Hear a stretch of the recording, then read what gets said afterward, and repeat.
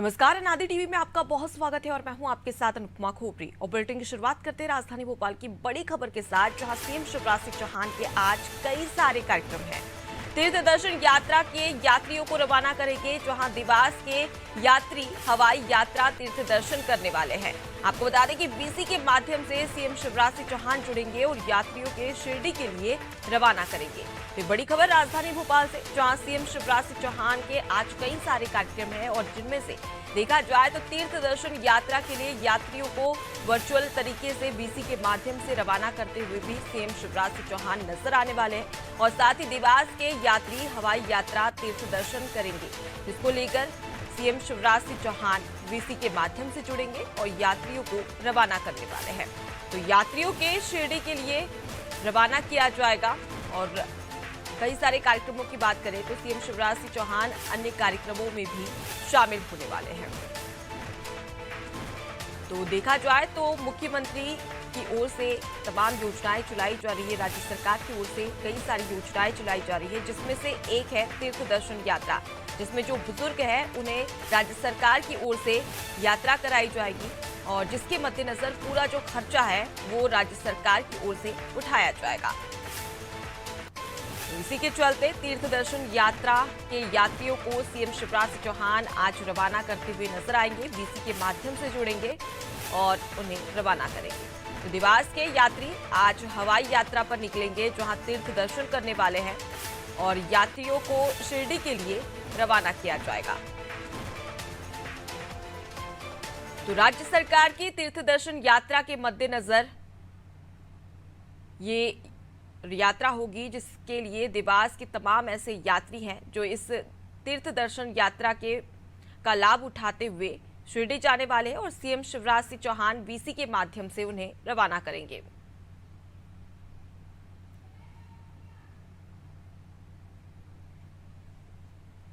तो देखिए, राज्य सरकार की ओर से तमाम कोशिशें की जाती है और इसी के मद्देनजर एक और प्रयास जिसका बुजुर्गों को फायदा मिल रहा है और तमाम ऐसे बुजुर्ग हैं मध्य प्रदेश के जिन्हें तीर्थ दर्शन यात्रा के तहत यात्रा कराई जाती है और राज्य सरकार ये यात्रा करवाती है, जिसका खर्चा भी राज्य सरकार की ओर से उठाया जाता है।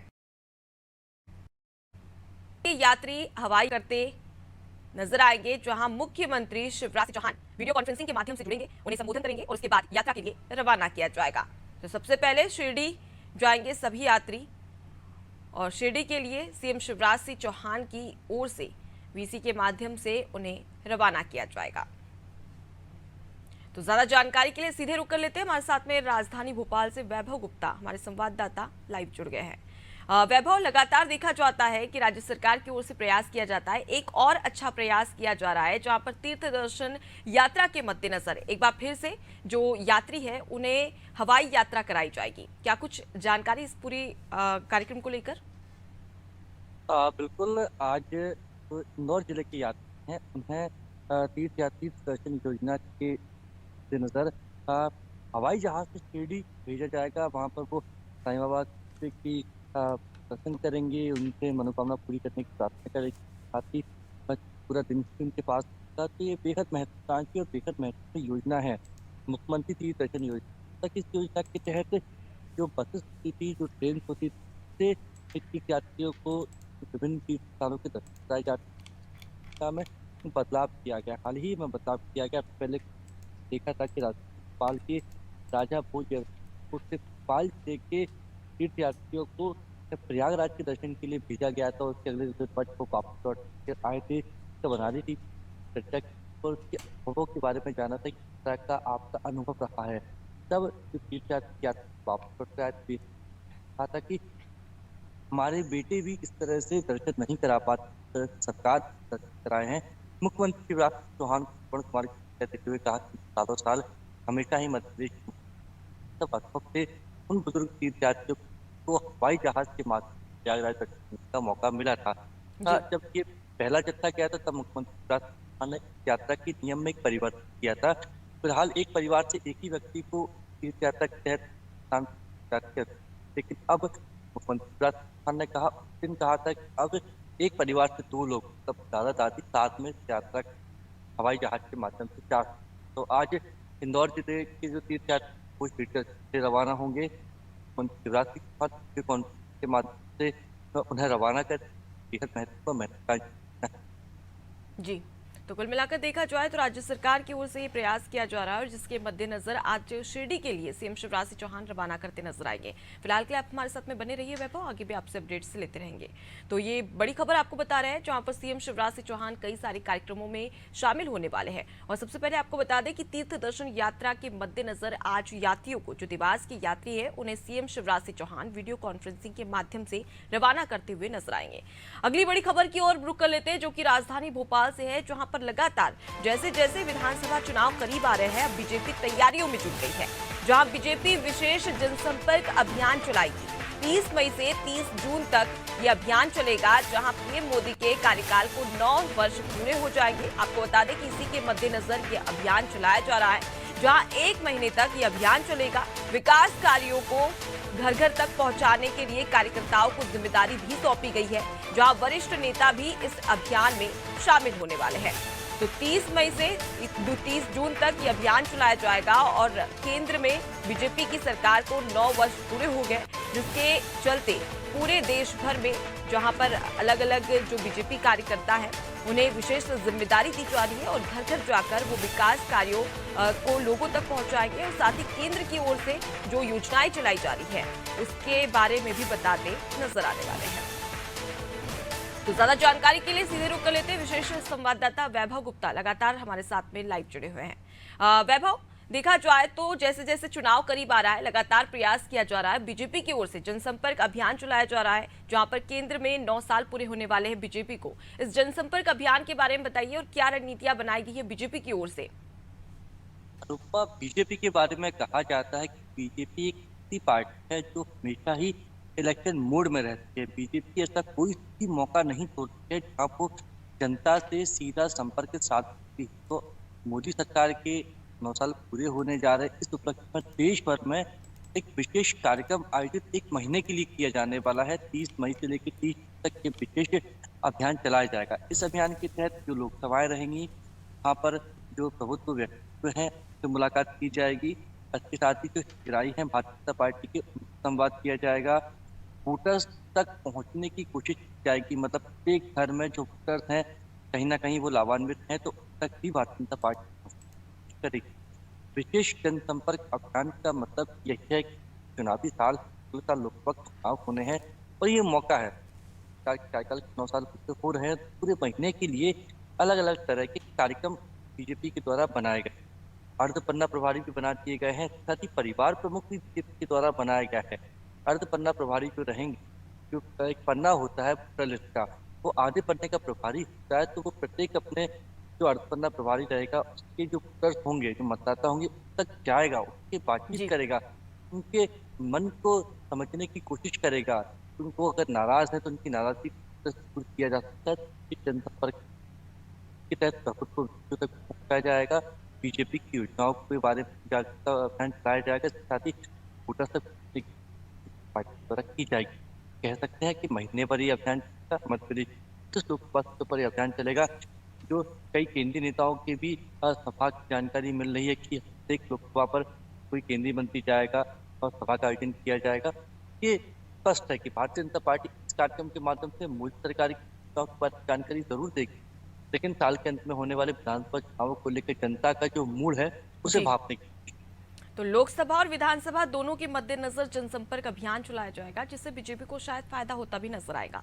लेकिन वैभव, अगर बात करें तो कई सारे ऐसे राज्यों जैसे उत्तराखंड की बात कर ली जाए तो जनसंपर्क अभियान के तहत खुद स्वयं प्रधानमंत्री नेतृत्व करते नजर आएंगे। तो क्या मध्य प्रदेश में भी ऐसा कुछ देखा जा रहा है कि प्रधानमंत्री नरेंद्र मोदी के द्वारा नेतृत्व किया जाएगा? फिलहाल जो जानकारी आ रही है, 21 जून को अंतर्राष्ट्रीय योग दिवस मनाया जाता है। तो अंतर्राष्ट्रीय योग दिवस के अवसर पर जबलपुर पीएम मोदी आज जा रही है। उनका जो कार्यक्रम है वो फाइनल नहीं हो पाया। जब फॉर्म फाइनल हो जाएगा तो जो स्पेशल फोर्सेस के जवान वो भी जबलपुर आएंगे, बड़े बड़े अधिकारियों के दौरे होंगे, नेताओं के दौरे होंगे। फिलहाल जो प्राथमिक जानकारी है वो यही सामने आई है कि 21 जून को पीएम मोदी मध्य प्रदेश की राजधानी कहते हैं वहाँ। जी, तो कुल मिलाकर देखा जाए तो अब सीधे चुनाव की तैयारियों में अब बीजेपी जुट गई है और इसके मद्देनजर तमाम कार्यकर्ताओं को भी जिम्मेदारी सौंपी जा रही है। बहरहाल आप हमारे साथ में बने रहिए, आगे भी आपसे अपडेट से लेते रहेंगे। तो बीजेपी का जनसंपर्क अभियान मध्य प्रदेश के साथ ही साथ पूरे देश में नजर आने वाला है और 30 मई से इसकी शुरुआत होने वाली है। अगली बड़ी खबर की ओर रुख कर लेते हैं, जहां पर मंदसौर किसान गोलीकांड बरसी आज है और बरसे के दिन कांग्रेस का महासम्मेलन होने वाला है। कांग्रेस 6 जून को आयोजन करेगी, जहां किसानों को साधने में कांग्रेस जुटी हुई है। कमलनाथ सम्मेलन में शामिल होंगे और साथ ही मृतक किसानों को श्रद्धांजलि देते भी नजर आने वाले हैं। तो मंदसौर किसान गोलीकांड बरसी को लेकर अब कांग्रेस महासम्मेलन करने वाली है, जहां पर 6 जून को यह आयोजन होगा और किसानों को साधने का भरसक प्रयास यहां पर कांग्रेस की ओर से किया जाएगा, जिसमें मृतक किसानों को श्रद्धांजलि देते भी कमलनाथ नजर आने वाले हैं। तो मंदसौर किसान गोलीकांड बरसी को लेकर अब महासम्मेलन कांग्रेस की ओर से किया जाएगा और कांग्रेस 6 जून को यह आयोजन करने वाली है, जिसके मद्देनजर एक बार फिर से विधानसभा चुनाव करीब आने वाले हैं और ऐसे में कांग्रेस किसी भी प्रकार का जो समय मिल रहा है उसे व्यस्त नहीं करना चाहती है, व्यर्थ नहीं करना चाहती है और इसी के चलते अब किसानों को साधने पर कांग्रेस जुटी हुई है। तो सीधे रुक कर लेते हैं, वैभव गुप्ता लगातार हमारे साथ में लाइव जुड़े हुए हैं। वैभव, लगातार देखा जाए तो हर किसी भी क्षेत्र में किसी भी विषय को लेकर अब सियासत देखने को मिलती है, लेकिन एक बार फिर से यहाँ पर किसानों के मुद्दे को लेकर सियासत देखने को मिल रही है, जहां पर मंदसौर किसान गोलीकांड बरसी जो है उस पर अब महासम्मेलन कांग्रेस करने वाली है और एक तरीके से देखा जाए तो विधानसभा करीब है, ऐसे में किसानों को साधने का प्रयास यहाँ पर किया जा रहा है। बिल्कुल अनुपमा, इससे पहले खबर पे हमने बात की को लेकर कोई भी मौका नहीं छोड़ते, कांग्रेस पास की मौका है जी। कांग्रेस भी चाहती है कि मध्य प्रदेश सरकार बने। हम लगातार कितने घोषणाएं कर रहे हैं महिलाओं को, युवाओं को लेकर, तो अब किसान एक बड़ा वर्ग, इस बार कहा जाता है कि किसान जिसके साथ सरकार उसके साथ। तो इंदौर में जो गोलीकांड हुआ था, जो बताई गई थी, माफी जरूर मुख्यमंत्री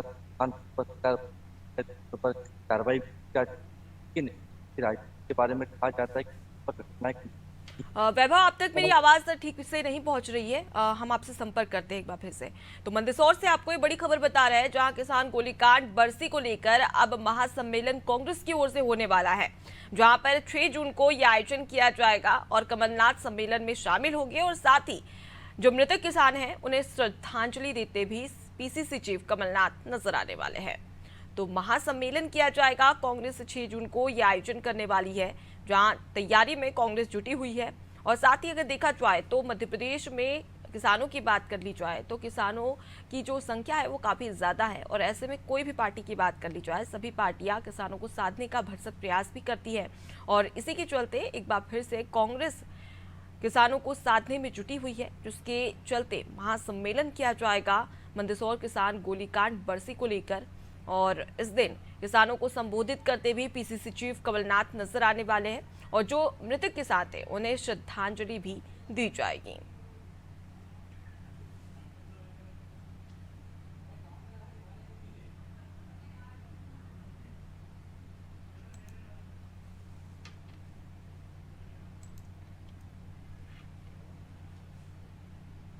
तो ज्यादा जानकारी के लिए सीधे रुक कर लेते हैं, विशेष संवाददाता वैभव गुप्ता लगातार हमारे साथ में लाइव जुड़े हुए हैं। वैभव, देखा जाए तो जैसा कि आपने भी जिक्र किया था, लगातार सियासत देखने को मिल रही है, क्या इसकी अगर हम बात करें गोलीकांड की तो उसको लेकर किसानों की क्या कुछ प्रतिक्रिया है, उसके बारे में बताइए।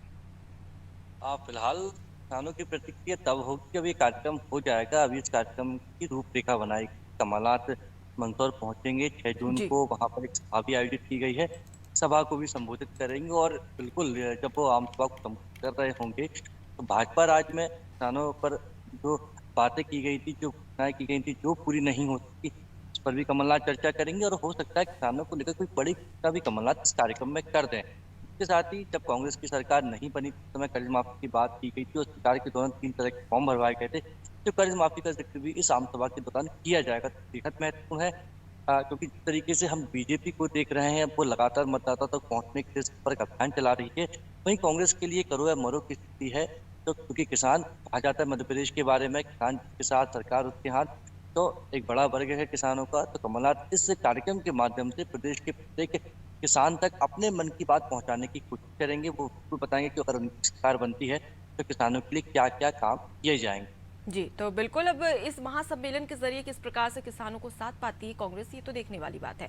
फिलहाल के लिए आप हमारे साथ में बने रहिए, आगे भी आपसे अपडेट्स लेते रहेंगे। तो बड़ी खबर आपको बता रहे हैं, जहां पर महासम्मेलन किसानों को लेकर अब किया जाएगा कांग्रेस की ओर से, और सीधे तौर पर देखा जाए तो एक प्रयास भी किया जाएगा किसानों को साधने का।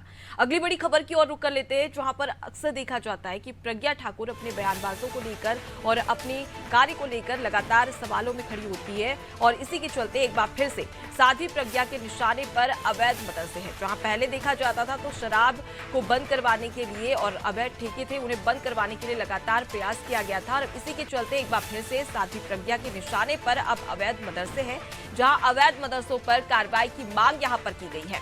आपको बता दें कि अवैध मदरसों की भूमि को खाली करवाना चाहिए, अवैध मदरसों की सरकार को खोज करनी चाहिए, ये बड़ा बयान उन्होंने दिया, और साथ ही कहा कि अवैध मदरसे गैर कानूनी और ऐसे में उन्हें नहीं संचालित करना चाहिए। तो साध्वी प्रज्ञा के निशाने पर एक बार फिर से अवैध मदरसे हैं, जहां पर अवैध मदरसों पर कार्रवाई की मांग यहां पर साध्वी प्रज्ञा के द्वारा कही गई है।